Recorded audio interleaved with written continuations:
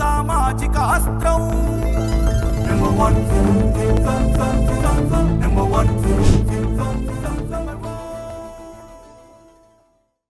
కూటమి ప్రభుత్వం వచ్చిన తర్వాత 1 సంవత్సరం అయింది.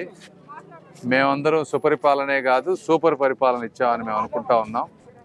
అందుకని ఆ పరిపాలన ఎలా ఉంది, ప్రజల్లో సంతృప్తి ఏ స్థాయిలో ఉంది అనేదాన్ని తెలుసుకోవటం గురించి ఈరోజు ఈ విలేజ్కి వచ్చాం. చాలామందితో మాట్లాడాం, దాదాపు 100-200 మందితోటి. ప్రజలందరూ కూడా స్పష్టమైన మార్పు గమనిస్తూ ఉన్నారు గత 1 సంవత్సరానికి ముందుకి ఇప్పటికీ. ఈ గ్రామంలో ప్రత్యేకంగా తీసుకుంటే దాదాపు 4.5 కోట్ల రూపాయలు పెట్టి అద్భుతమైన రోడ్లు వేశారు. ఊరికి వచ్చే రోడ్లు కానీ లోపల ఉండే రోడ్లు కానీ, కొంతమందికి ఇళ్ల స్థలాలు ఇచ్చారు.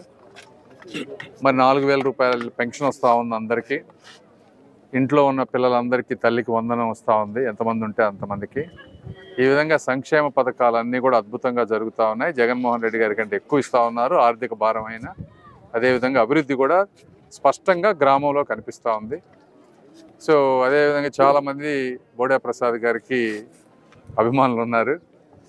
అదేవిధంగా వారి మీద ఒక ధైర్యం, ఆయన ఉన్నాడు, ఒక మంచి లీడర్ ఉన్నాడు మాకు అనే ఒక ధైర్యం కూడా కనిపిస్తూ ఉంది ఎక్కువ మందితో మాట్లాడినప్పుడు.